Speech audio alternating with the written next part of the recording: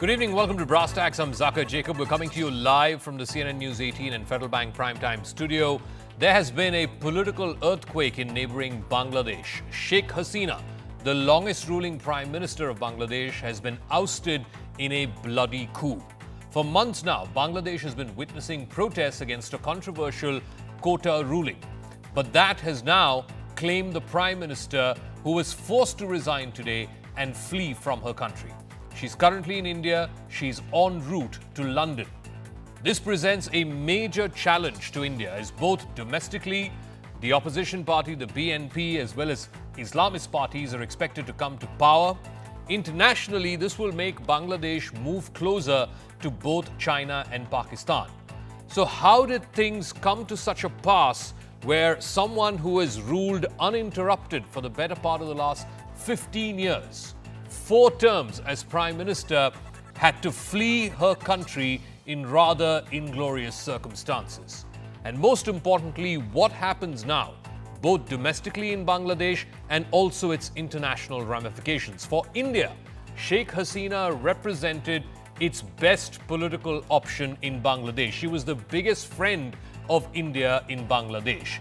Now with her gone, how does India guard against the re-emergence of the Bangladesh Nationalist Party and also possibly hardline Islamist elements who may be inimical to India's interests? How should India deal with the political tsunami that has just happened in neighboring Bangladesh?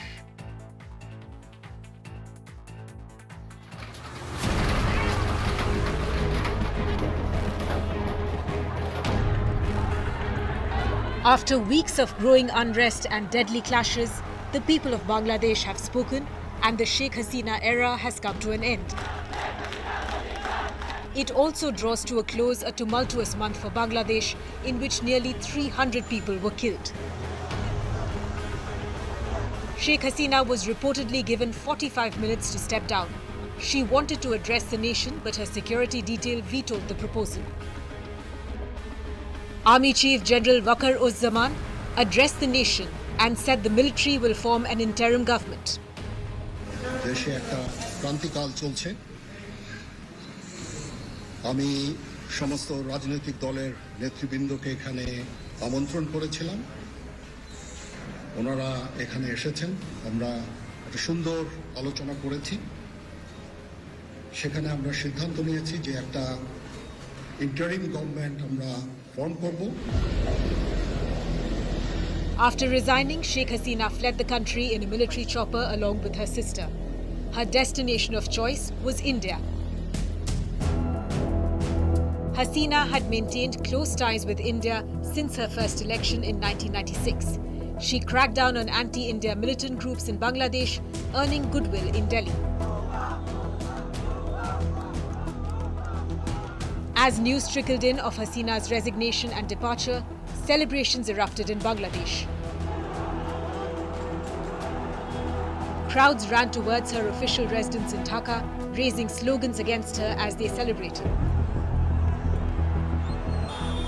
Soldiers and police in armored vehicles had barricaded all the routes, but vast crowds flooded the streets, tearing down the barriers.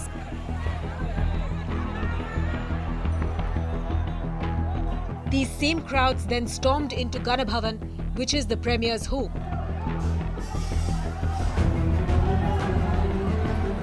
Many of them ended up ransacking the house, looting chairs and utensils. But perhaps no better image summed up Bangladesh's anger towards Sheikh Hasina than this sight of protesters climbing a tall statue of her father and Bangladesh's independence leader and former Prime Minister Sheikh Mujibur Rahman. Some of the protesters defaced the statue as a large crowd gathered under it and cheered when fragments of it fell on the ground. Why did it come to this in the first place? Protesters were demanding Hasina's resignation and are seeking justice for nearly 300 people who have been killed in deadly protests since July. Students had been up in arms over a controversial quota system which reserved up to 30% of government jobs for family members of veterans from Bangladesh's 1971 war of independence against Pakistan. Protesters argued that this system is discriminatory and favours supporters of Prime Minister Hasina's Awami League party. They advocated for a merit-based system to replace the existing quota. But Hasina accused the demonstrators of sabotage and cut off the internet in a bid to quell the unrest. She said the protesters were no longer students, but they were criminals and should be handled with iron hands. As student protesters continued to clash with security officials, Bangladesh's Supreme Court stepped in to roll back the decision.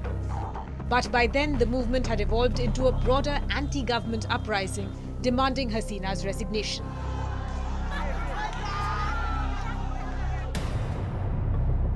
Sheikh Hasina ruled over Bangladesh for 15 years. She was recently elected for a record 4th consecutive term and her 5th overall. After her father's assassination in 1975, Hasina spent 6 years in exile in India and was elected as the leader of the Awami League. She was first elected Prime Minister in the 1996 general election. Hasina was voted out of office in the 2001 elections, but returned to power with a thumping victory in the 2008 polls. After coming back to power, she cracked down on opposition leaders, but also provided stability to the once military-ruled Bangladesh. But Bangladesh's Iron Lady ended her long and eventful tenure on a whimper.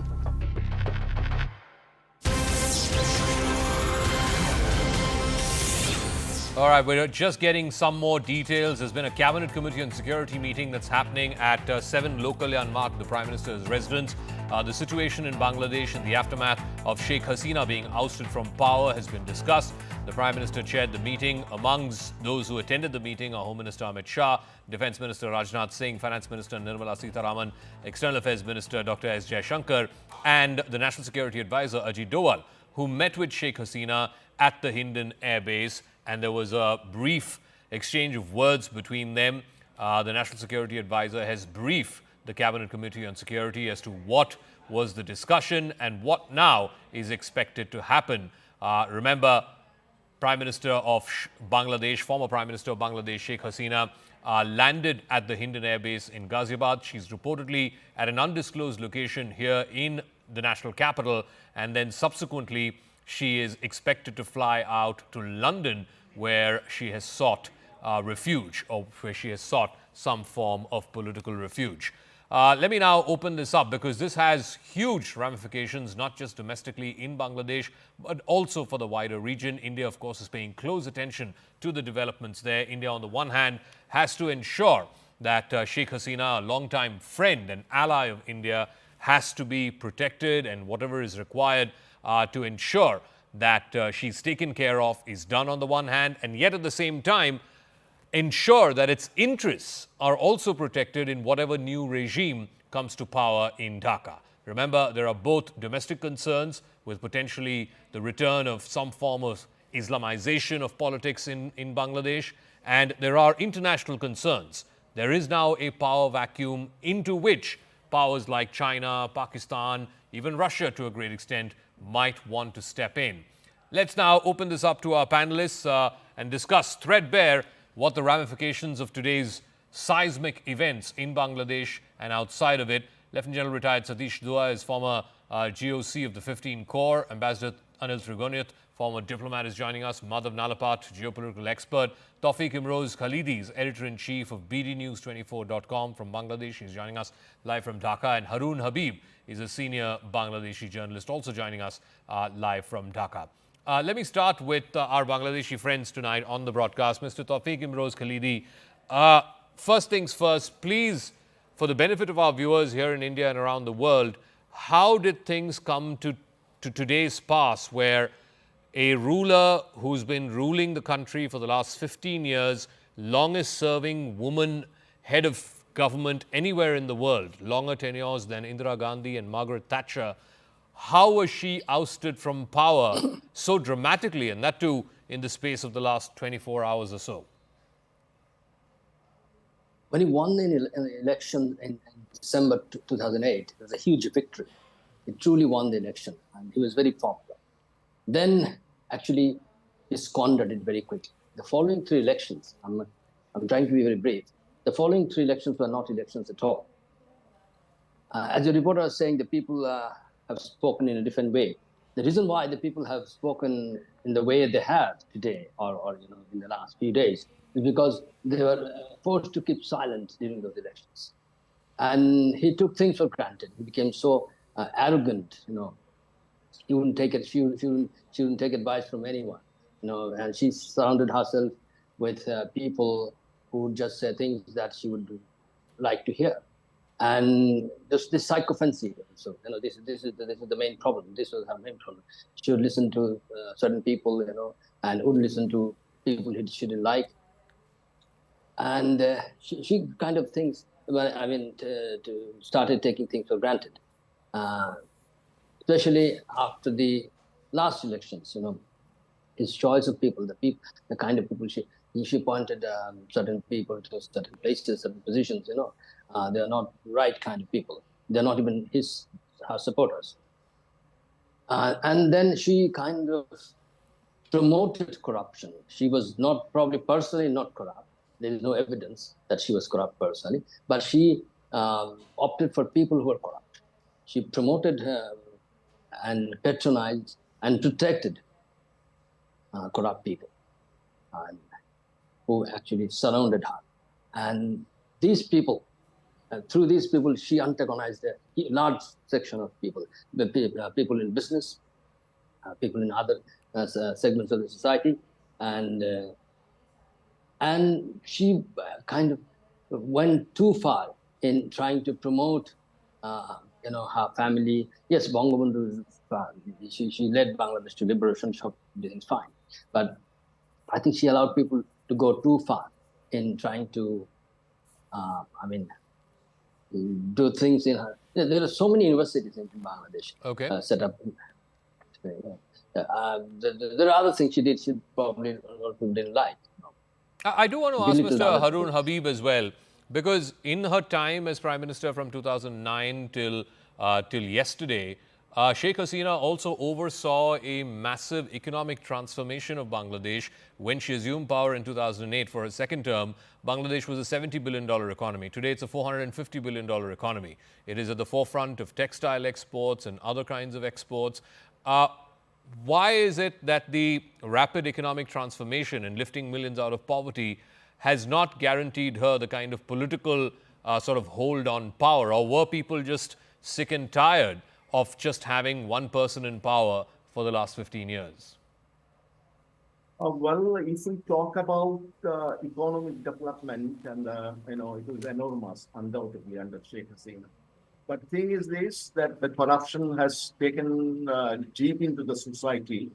And moreover, the current hesitation was definitely an issue came out from quota reform. But, government has agreed to all the demands of the students.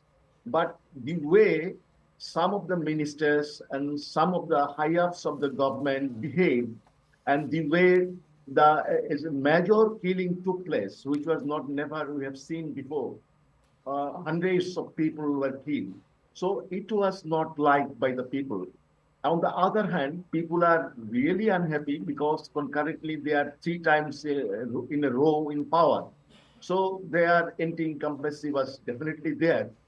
But, very recently, the prices of essentials has gone up to unlimited level. Therefore, the hesitation was there. And what I have seen, that the student hesitation was definitely a quota issue thing, Yeah. But it was later on turned into a one-point movement. And the thing is that people have supported. And there's a popular afsas, you can say. Whatever is going to have in the near future, that will be a different story. Okay. But people has rejected this government because of many things. One thing is the student issue. Another thing is the high-handedness of the government. And other thing, the way they have handled the young students. Okay. So let me ask General Dua, what may be the diplomatic and international fallout of this? Because clearly, as far as India is concerned, We've had long-standing ties with Sheikh Hasina and with the Awami League. India has always felt that she was India's best bet to protect India's interests as far as the neighborhood is concerned. But now, what may likely happen, both domestically and internationally, because China has for long been eyeing the Chittagong port. They want to establish that as part of their One Belt, One Road initiative. We know that with Pakistan, for example, under the Awami League governance, under Sheikh Hasina, relations between Dhaka and Islamabad had plummeted. In fact, I think they had even sent back each other's high commissioners or very senior diplomats. Do you see Pakistan and China now playing a more active role, which may possibly be inimical to India's interests in Bangladesh? Zaka, we've seen during these protests that Jamaat-e-Islami cadres have actually been a very significant part of these protests. We've also seen, and like you also pointed out, during Sheikh Hasina's time, ISI, the footprint of ISI was marginalized in Bangladesh. But with this happening, as it is, their army chief is on record to say that he's trying to make an interim government in which involves all parties, other than of course other than Awami League, but involves all parties, and of which Jamaat Islami is a part. Now, when Jamaat Islami will gain more strength, that is for sure. When that happens, as far as Pakistan is concerned, this will get the ISI back in. This will get their vested interest back in. So I mean, they will enter the door. As far as so there goes, Pakistan influence is likely to increase, which is a cause of concern for India. As far as China is concerned, we already know their interest, and whatever is the next dispensation, since Sheikh Hasina's dispensation was very pro-India, whatever becomes the next dispensation, that is bound to have more Chinese influence in my view. So combination of Pakistan and Chinese influence increasing in the dispensation that we are yet to see, then whatever happens, that is something that India will have to watch with concern. And I'm sure we will have to decide as to what steps we take to counter that. Okay. Ambassador Triguniath is also joining us. There was also a feeling that there was very little love lost between the US government and Sheikh Hasina. I think virtually every week or every other week, the State Department was putting out a statement against her, saying that, elections are not free and fair, and about the jailing of political opponents, civil society members, journalists, bloggers, etc. Do you feel that the US also pushed her to this extent? Now that she is out of the equation there, she's fled the country, she's now in India, whatever political dispensation comes in her place next in Dhaka will be far more amenable to China and to Pakistan. And this is perhaps because the US simply kept pushing these buttons without realizing how far this could push the political establishment away from America and also from India. Yes, Zaka, you are quite right. In fact, I remember about 3 years ago, 2 years ago, twice I've been to Bangladesh for various conferences, and I have seen it was before the elections, and we have been seeing that United States has been discounting the democratic credentials of Sheikh Hasina government all through various means, through the embassy. Embassy was also issuing statements like that on repeatedly. And so this was very much obvious that they did not want. And you remember that when there was a democracy summit, in that was Bangladesh was not invited, whereas they invited Pakistan. So I don't know what kind of calculations they have, because definitely, as General Dua also said, that influence of China or Pakistan may increase. But I'm not too worried about it personally, because you look at 3 instances in the recent past. Sri Lanka, where the Chinese loans and everything brought the country that pass, it was India which bailed them out. You look at Afghanistan, what happened there? It was courtesy United States. Again, they are looking at India because India's developmental assistance has been very much appreciated in the country. They're asking Indians to come and complete the projects and do more. Look at Maldives. where India Out campaign started off. The parliament also came of the same Muizu government, but then Muizu immediately came to India and has been wanting India to do more something. So I think that this kind of a seesaw, this kind of power balancing, as far as India and China are concerned, will continue to go on in all our neighborhoods, and Okay. that we'll have to deal with it. So leaders come, leaders go. Of course, if you have a more positive leader, and we have a relationship with Bangladesh from its very birth, and with the Awami League that led to that revolution and successful emergence of Bangladesh. So I think the people of Bangladesh eventually do understand and will understand, and whichever government is in power will have to look at it. What is the interest of Bangladesh in the first place? So I think that we'll have to recalibrate little bit here and there.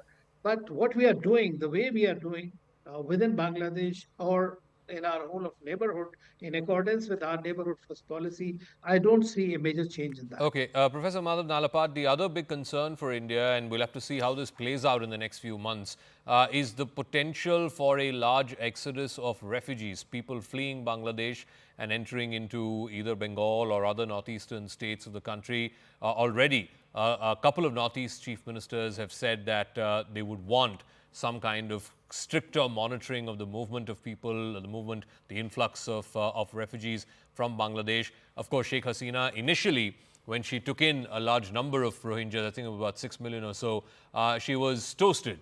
And then subsequently, when she realized that this is too much for the infrastructure, the public infrastructure of Bangladesh to handle, then suddenly she became a villain of the peace. How do you see this playing out? Because India has very, very serious concerns about the ability to handle such a large influx of refugees if they were to come from Bangladesh. Well, Zaka, first of all, I'd like to point out that whenever you have this kind of a mass uprising, and it was led by the students initially, and I think Sheikh Hasina acted a little unwisely in shooting those demonstrators, because that really mobilized the student community, their parents, and youth against her. And that's a very hard force, a very hard force to handle. Now, to that, what the problem is, these mass movements, fringe elements quickly assume leadership in the chaos, and then they take control. We saw that happen in Egypt, where, Egypt is broadly a very moderate country, but Mohammed Morsi took charge. So we have seen that in other parts of the world as well, where extremists take charge as a result of public unrest. So I'd like to warn, that is a problem that we have to face. Now, as far as the Bangladesh is concerned, the fact is, Zaka, it's very troubling when they attack the statue of Sheikh Mujibur Rahman. Yeah. Mujibur Rahman is in a sense like Mahatma Gandhi in Bangladesh. He got Bangladeshi independence together with the Mukti Bahini and, of course, the Indian Army. Now, that shows their mindset, which means, frankly, that the fringe element, which, as you correctly said, is close to China, is close to Pakistan, has assumed leadership, which is troubling. I'd just like to add, Zaka, that look, in 1971, when Bangladesh was liberated by the Mukti Bahini and the Indian Army, China and Russia were at odds with each other. Today, I'm sorry to say, somewhat clumsy American diplomacy on Ukraine has ensured that Russia and China are in lockstep on this matter, which I think is a problem for the United States. It's certainly a problem for the rest of the world. But having said that, I'd like to point out this will be a short-term gain. For a simple reason, you saw in Afghanistan, Pakistan celebrated the return of the Taliban.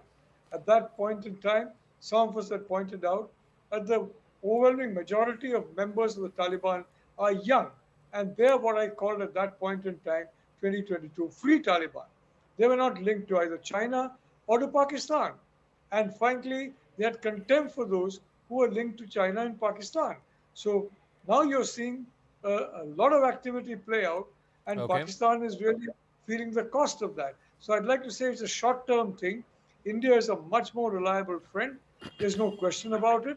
But I want to add just one more point.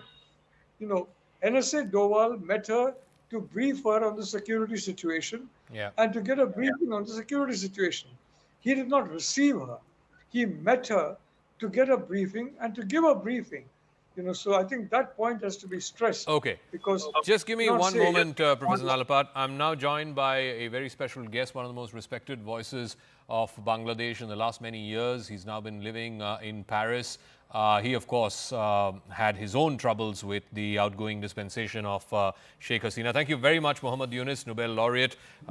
Thank you for inviting me. Yeah, thank you for joining us. First things first, how would you describe the pretty significant and some would say historic events that have played out in Bangladesh today within a matter of hours? A long-standing ruler, a long-standing prime minister has been ousted. She's now fled to India, and we're given to understand that she's possibly en route to London.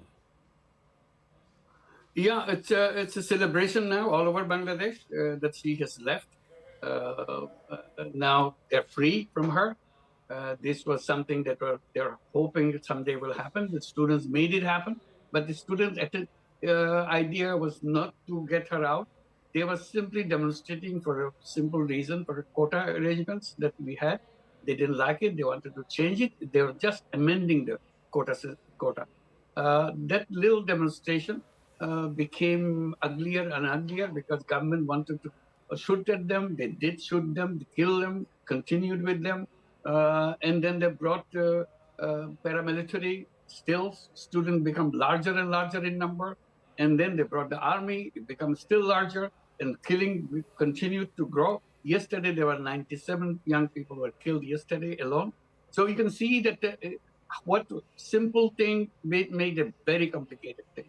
And now she had to leave the country because of the thing that she have done over years. And this is the failure of democracy. She didn't want democracy to be in Bangladesh. She had fake elections, never had a real election. And these young people who are 1/3 of the country, 2/3 of the whole population of the country, never voted in their life. They never had a chance to go and vote. They didn't know how its democratic system works.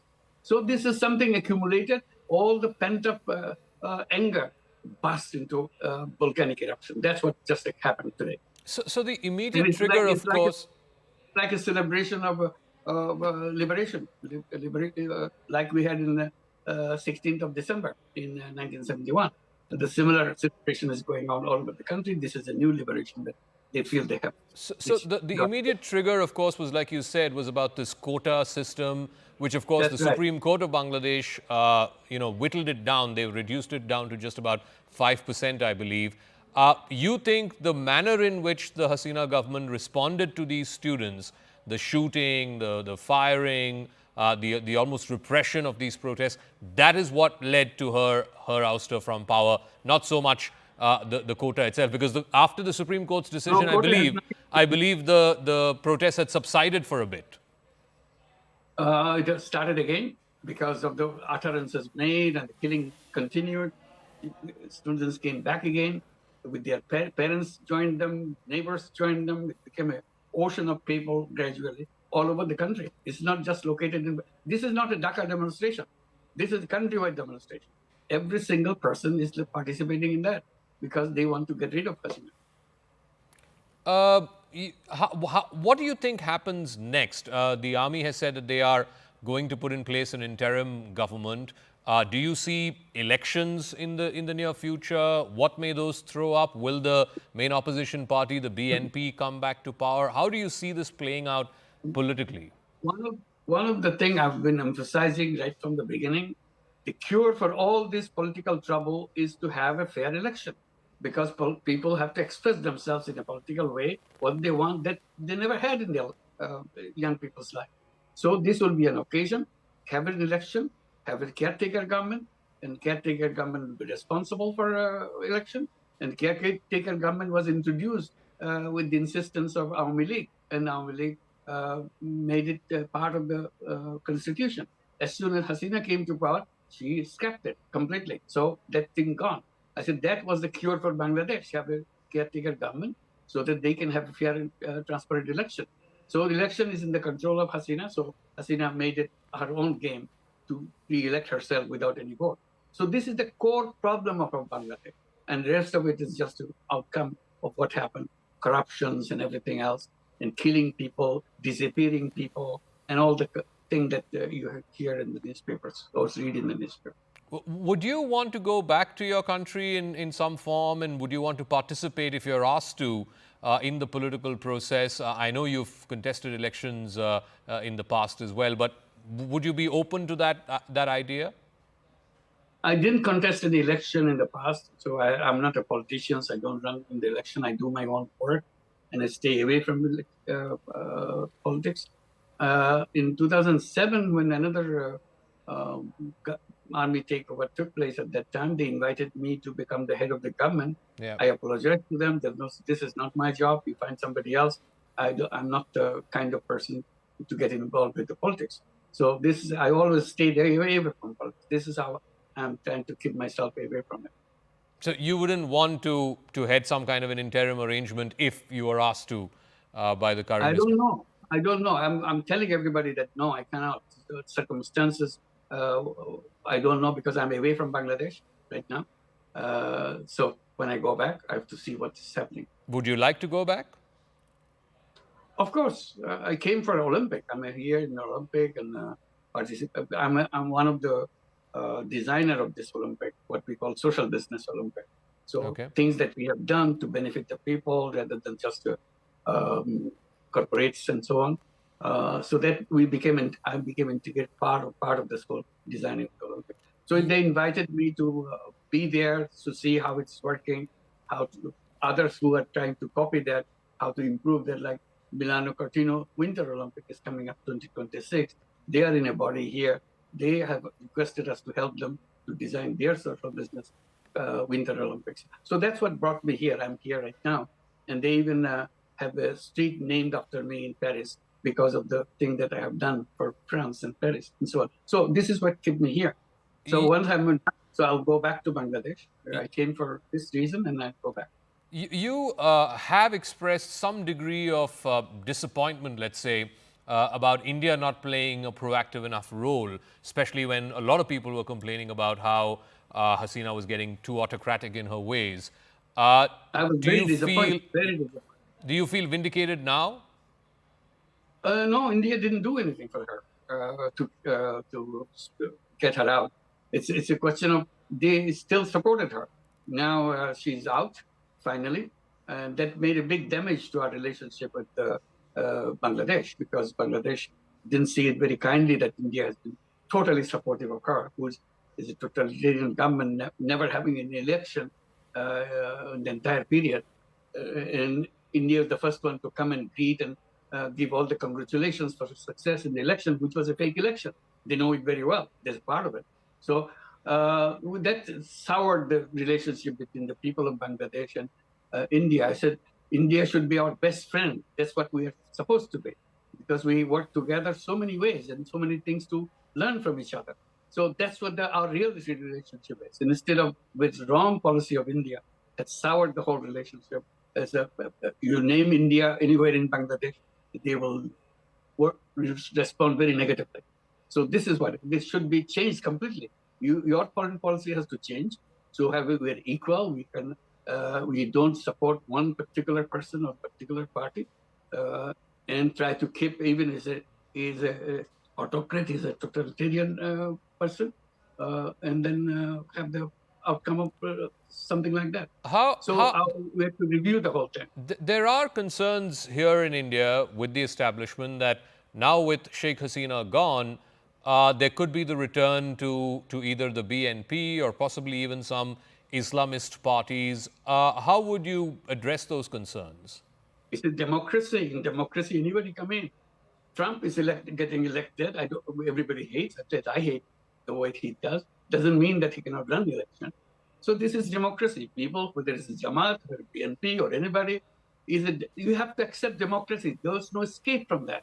You have to get rid of all those ideas that this Jamaat is, either you do it in India like that, this is Jamaat, you cannot do that, or in Bangladesh or anywhere else. Democracy is democracy. Everybody has a right to vote, right to express their opinion, as long as they obey the rules of the law of the land. That's all. If they violate, they can punish them. But until then, they're as good as anybody else. They are citizens of the country. They are voters. They are the owners of the country. So they have to have freedom for them. Any How other kind of marking them in some way would be very anti-democratic. We know that Sheikh Hasina is in India right now. She's in an undisclosed location. Reportedly, some negotiations are going on for her to fly to London. She wants to seek some kind of political refuge in London. How may India's role so far in extricating her from Bangladesh, and now she's in a safe house here in India, and possibly she's en route to London. How may this be viewed by ordinary people in Bangladesh? It's a continuation of the same view that always people felt India is against us, against Bangladeshi people. So they continue that policy, taking care of Hasina, which is hated by Bangladeshi people. I do want to know your thoughts. I mean, personally, too, I think she slapped about 100+ cases against you, corruption charges, labor law violations, so on and so forth. And you said many of this is simply politically motivated. How does today sort of stand in contrast to all that you've had to go through because of your political opposition to Sheikh Hasina? I guess she made me more popular because everybody is supporting me. The more she hits me, the people come towards me.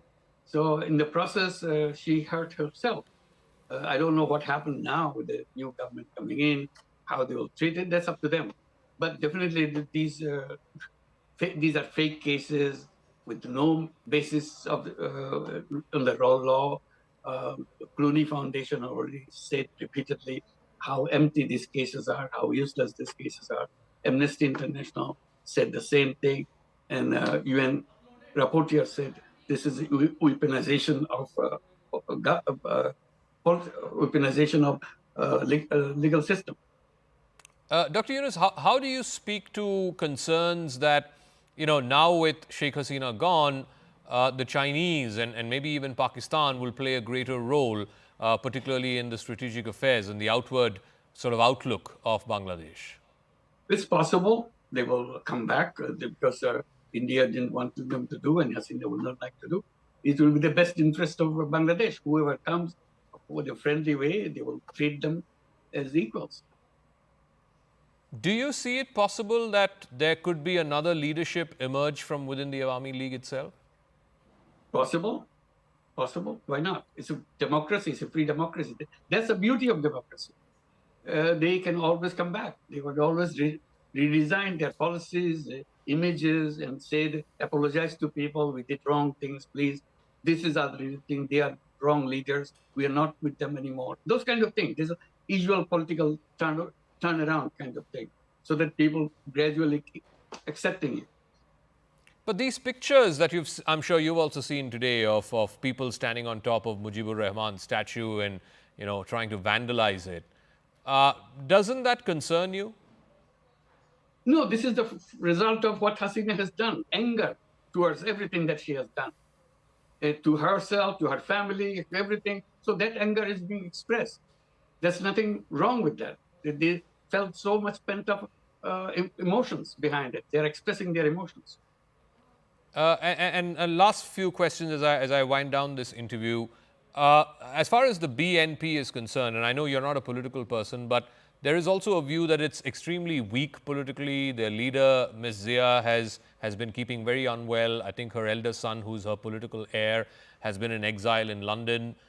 Do you see the BNP at all in a political position to even if there were to be an election, to be able to win that election? No idea. I have no idea because I don't know BNP very much. I don't know other parties also because I don't interact with them. So it's a question of how they present themselves to the new Bangladesh, the Bangladesh now emerging, whether they'll be attractive in their views, in their actions, and so on. By the time election is held, what is the message they bring out? Just like any other elections, any other democratic process. So they have to present themselves and explain what they have done, what they didn't do in the past, and explain what is in their future plan. How do you speak to concerns that the army might continue to be in power even beyond an interim arrangement? It's possible, and army rule is always bad, always destroys whatever you got. It's never welcome to anybody. So we will very much vocal if the army continues. And that you would think that if that were to happen, that would not be acceptable to a large majority of Bangladeshi people. Absolutely not. People don't like military role. Okay. And I We have come long back. experience. All right.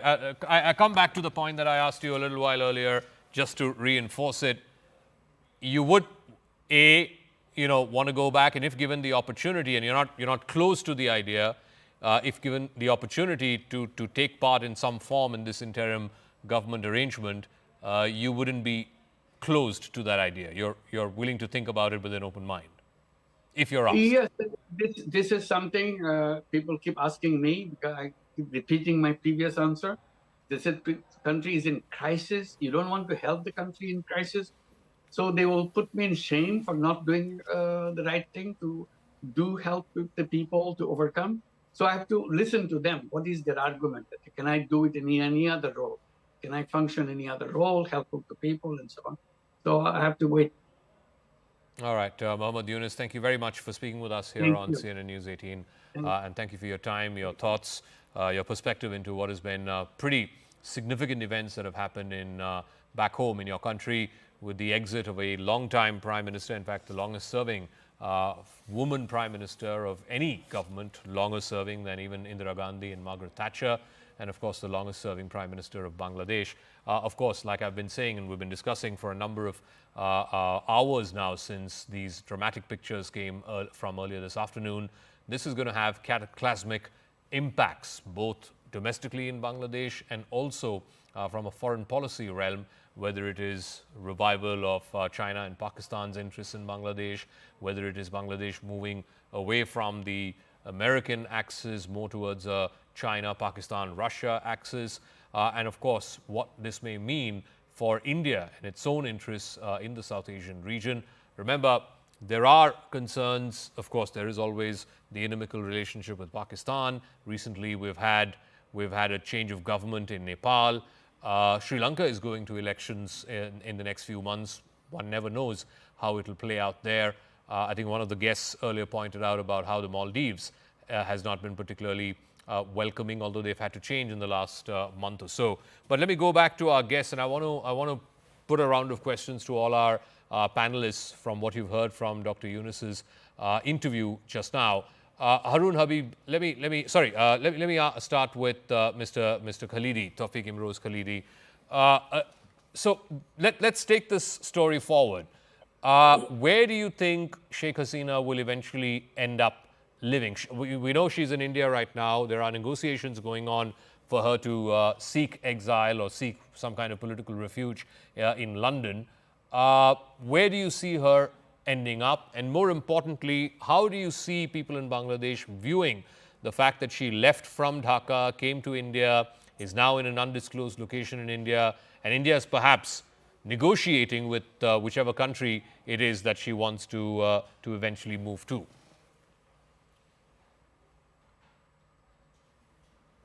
Well, she has lived in India before. She's used to living in India. She likes India, loves being in India. She was the first head of government after the latest elections to visit India on a bilateral plane. And then, of course, but she also likes to travel to and be in London, because that's where her only sibling now has lived for the last 40 years or so, or more than 40 years. So London is also a very familiar place to her. And there is a huge base of number of supporters living in London. She gets greeted by hundreds of thousands of people, thousands of people at the airport and at other places. So she feels comfortable, and she's already, as we said, has already sought refuge in UK. So UK is a destination for her at the moment, at least. And the interesting part is, just not probably, it's not even a week that she said, then I'm the daughter of Sheikh Mujib, and I will not run away. Okay. I will not leave this country. She had to leave this country. Some unconfirmed sources, I have to confirm, but some sources told me that her sister convinced her to leave the country because the situation really got really bad. I mean, to the point that just a matter of hours they could organize people from all over the country. They come to Dhaka because it was supposed to be tomorrow. They did it today, and in just a matter of hours, the government couldn't do it. So, and I think when it comes to her personal physical safety, her sister did the right thing. Harun Habib, just in terms of what this means, whatever new dispensation comes into power in Dhaka, the agreements that have been signed between India and Bangladesh during Hasina's term, whether it's the land boundary agreement, whether it's the Teesta water sharing agreements, are these insulated, or do you see a new government possibly even trying to reopen them? It is too early to say about this because government has not formed yet. The army chief and the others, after giving the address to the nation, they are in the president house discussing things, issues with the president. But the agreements between Bangladesh and India is not agreement between India and Sheikh Hasina. It is the two countries agreement. Yeah. So it is very difficult to say how things will move in the near future. But I still say one thing, one particular thing has really alarmed me, that the destruction of the statue of Bangabandhu Sheikh Mujibur Rahman, who is the founder of Bangladesh. So I don't think what will happen in the near future. But one thing is that Bangladesh and people are definitely happy, as everybody said. I mean, even today at 9 or 10 p.m. at night, hundreds of thousands of people are rejoicing in the streets of Dhaka, the fall of Sheikh Hasina. But that doesn't mean that the father of the nation who founded this country, her images will be disputed like this. So this is somebody's concern. Okay. Let me ask General Dua, and I'll get a closing comment from Ambassador Trigunit as well. General Dua, the big concern for India, the security concern is the influx of refugees, some estimates saying up to 1 crore refugees. This will, of course, have huge implications for India's northeastern states. And the other concern, of course, is about terrorism and insurgency. When the BNP was in power, this was a long-standing complaint that Bangladesh was becoming a sanctuary for many of the militant groups that were operating in the northeast, with sanctuary in Bangladesh. How real are those fears? Taking the second one first, I think this is a real concern because earlier the terrorist groups used to have their bases in Bangladesh, and they used to strike at will in the northeastern states. Today, Manipur is on the boil. I know Manipur doesn't have a border with Bangladesh, but Manipur is on the boil. Similarly, terrorist groups could foment trouble in the other northeastern states, as it was a couple of decades ago. Secondly, about the migration. It may be a little early to put a number to it, but if large-scale migration starts taking place, there will be security concerns. Firstly, not only because there will be a load of refugees, but amongst those who migrate, we will have to vet out. There will be all the elements. We are talking of ISI. We are talking of other vested interests. So all of them would like to make inroads along with these migrants. So that's going to be a real concern for all the states that border Bangladesh. Let me give Ambassador Trigunit the final word. What about the connectivity projects? In the last decade and a half, India has had numerous connectivity projects by rail, by air. The number of flights has increased tremendously between India and Bangladesh, even water-based connectivity. Do you see any sort of challenge to that, particularly from the Chinese? If a new dispensation were to be more open to China, even if China doesn't get to sort of triangulate one of the Bangladeshi ports into One Belt, One Road initiative and so on, do you still feel that will be a matter of concern for India? Well, Zaka, one thing is there that Sheikh Hasina was also quite close to China. In fact, she was there after visiting India. She went to China. And the Chinese are also very much active in Bangladesh and have been there. And very often there are concerns of balancing it out. So she was doing the balancing act, but it is likely that if another government comes. But let me just tell you, and my Bangladeshi friends can talk about it more, that all these political party leaders that we are talking about, the names, most of these leaders are aging leaders. They are either sick or they are not in a position to take. The young leadership from these organizations and political parties are not still that popular to be able to take it on themselves. Only worry is that parties like Jamaat Islami and all that, if they become far too active, then the radicalization would begin in this, and that can take any All turn. right. And that is something we need to be worried about. And I think that Okay. the China factor we have to contend in whole of our neighborhood, and that is a standard procedure. Okay, we'll work have to. I'm sorry, I'm completely out of time, but thank you very much to General Dua, Ambassador Triguniat, Mr. Khalidi, and of course Mr. Habib for joining us. We'll see.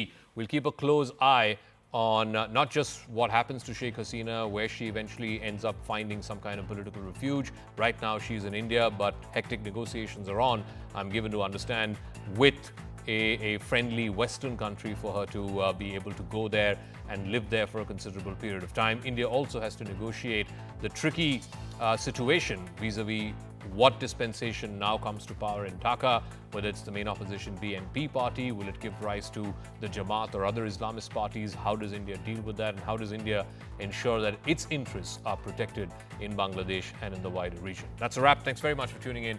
But news and updates continue right here on the other side.